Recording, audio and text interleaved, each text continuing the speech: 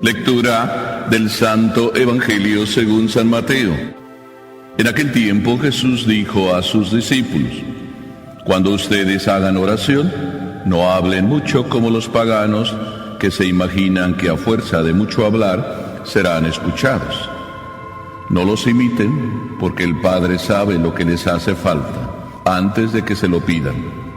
Ustedes pues oren así: Padre nuestro que estás en el cielo, santificado sea tu nombre, venga a tu reino, hágase tu voluntad en la tierra como en el cielo.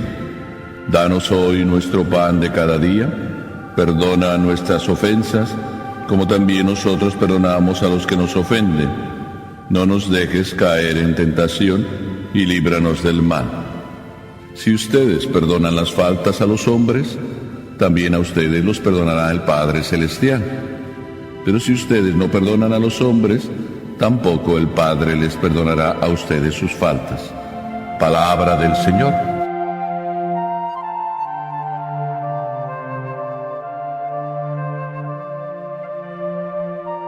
Me encontré con una señora, toda ella triste, desconsolada, yo no sé si decir desesperada, a lo mejor sería mucho, gritando, casi en ese tono, gritándole al Señor, gritándole que le curara, que le solucionara los problemas de su casa.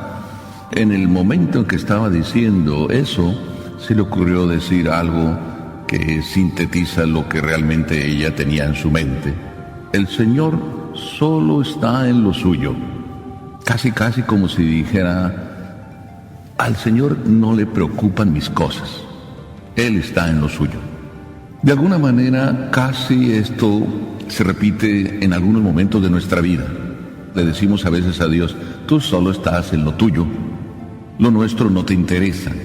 ¿Verdad que lo hemos pensado por lo menos alguna vez? Porque es como la expresión natural de un niño frente a su mami, que de repente le dice: tú solo estás en lo tuyo. Como la expresión natural de un hombre que sufre y en un momento dado su dolor es tan grande que solo ve su dolor y no ve más allá de su dolor.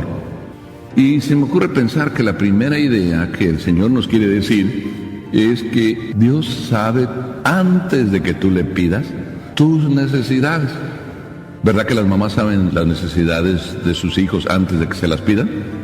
Entonces Dios es como una grande mamá.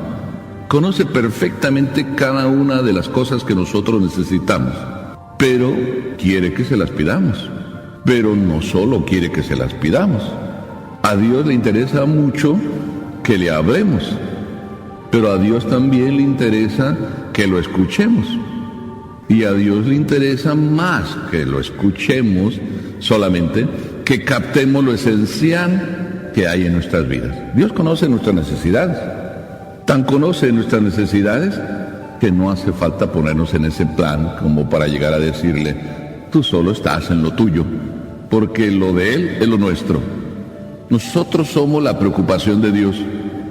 Por tanto, de alguna manera, nuestra oración tiene que ser tan sencilla como la típica oración de la viejita que dice: Señor, tú sabes lo que necesito. Si quieres dármelo, pues bien. Cuando quieras, como tú quieras, lo que quieras, donde quieras.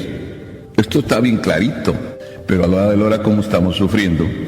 El sufrimiento de alguna manera oscurece a veces esto, y por eso en el sufrimiento vemos solo lo que sufrimos, nos importa solo lo que sufrimos, pedimos solo lo que sufrimos, no queremos más que decir que nos quiten lo que estamos sufriendo, y no descubrimos que es algo esencial, sufrir. Hasta ahí lo primero.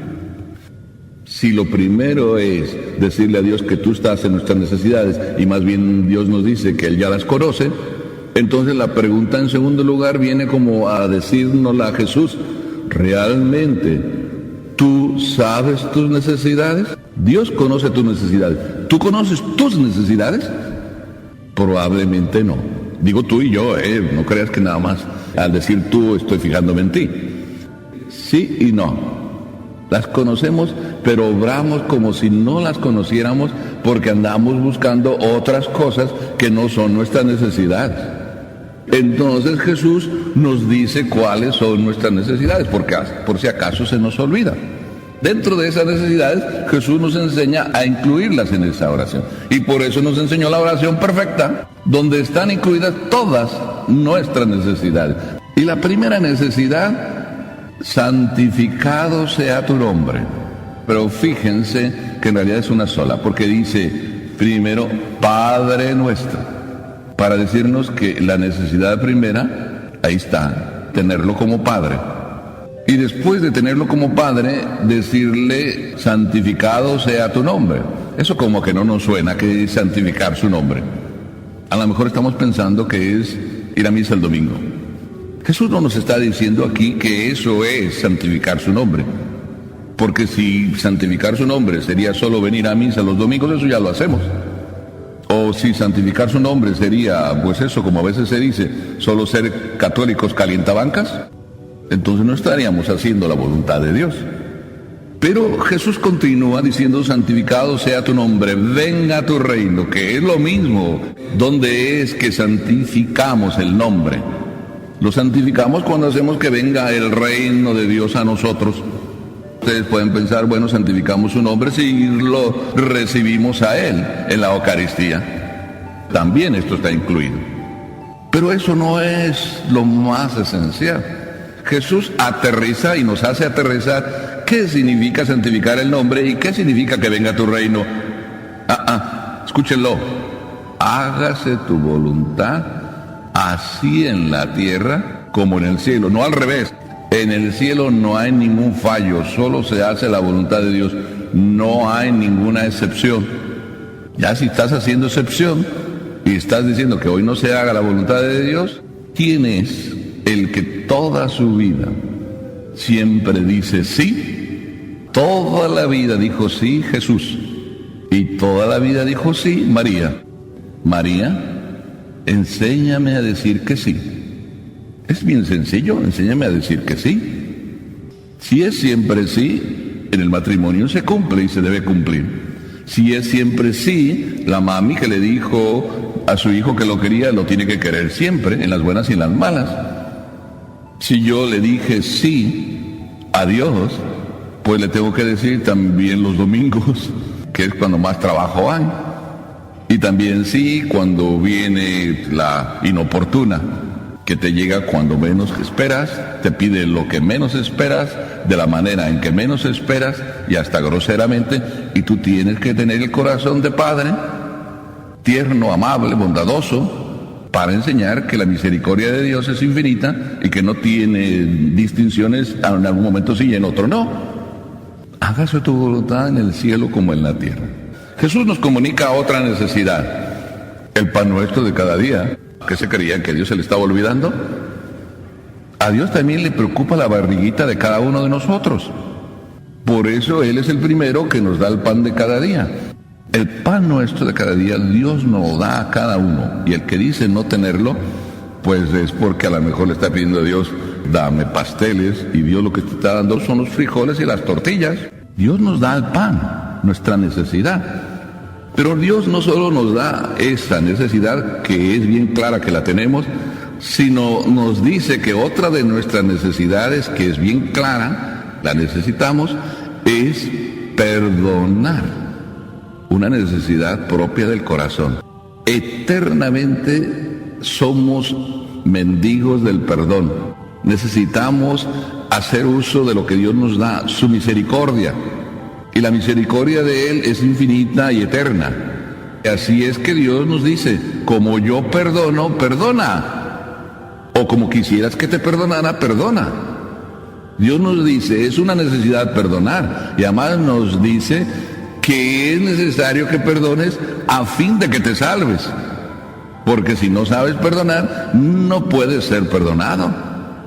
¿Cuántos todavía hoy sufren porque el papá, no sé, ellos es lo que dicen, les hizo no sé qué allá en los 12 años que les tocó vivir con él? Yo encuentro a veces personas adultas ya de 75, 80 años que todavía les duele el papá, y el papá pues no sé si existan los huesos del papá, o les duele la mamá.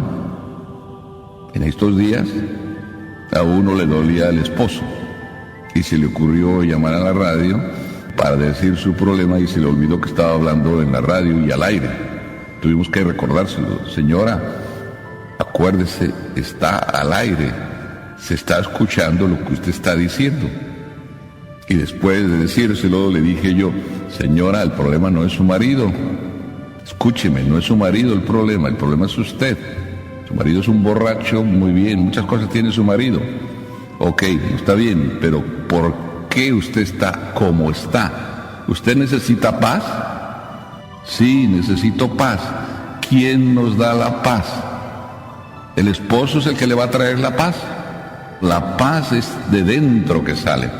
Después de que le dije eso, otra vez seguía con su tema.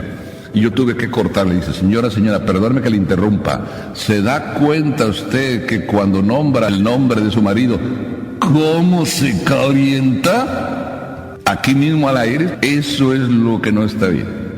Encenderse de fuego y falta de paz. No hay perdón. El perdón es eso. La paz interior que necesitamos. Tan necesidad que Jesús, después de decirnos que esta era la oración, se puso a explicarlo y no explica toda, sino que dice, si ustedes perdonan las faltas a todos los hombres, también a ustedes los perdonará el Padre Celestial. Pero si ustedes no perdonan a los hombres, tampoco el Padre Celestial les perdonará. Eso es lo único que explica. Quiere decir que esta última necesidad que nosotros tenemos es muy importante. Si no, Jesucristo hubiera dedicado también un espacio al estómago para decir, el pan es muy sabroso, procuren darles pan al horno, no le pongan mucha levadura, y hubiera explicado todo cómo tendría que ser el pan. No lo explicó. Tampoco Jesús se puso a explicar qué significaba hacer la voluntad en el cielo como en la tierra, porque queda muy evidente. Pero el perdonar, eso a veces no queda tan evidente. Qué hermoso que Jesús estas tres necesidades nos las diga y nos las incluya en la oración perfecta, para que lo que tú dices, que Dios no se ocupa de tus cosas, no es mentira, te lo está diciendo en la oración, cuáles son las cosas que Él verdaderamente sí se preocupa y que nada más son tus necesidades. El resto, si quieres tú orar sobre otras cosas, puedes hacerlo, pero que estas necesidades nunca se te olviden, y en el Padre Nuestro están incluidas. Así de que qué interesante. Es bien hermoso pensar que Dios sí está en lo suyo, pero lo suyo es lo tuyo. Y esto es lo interesante que tenemos que descubrir. Dios está en lo suyo.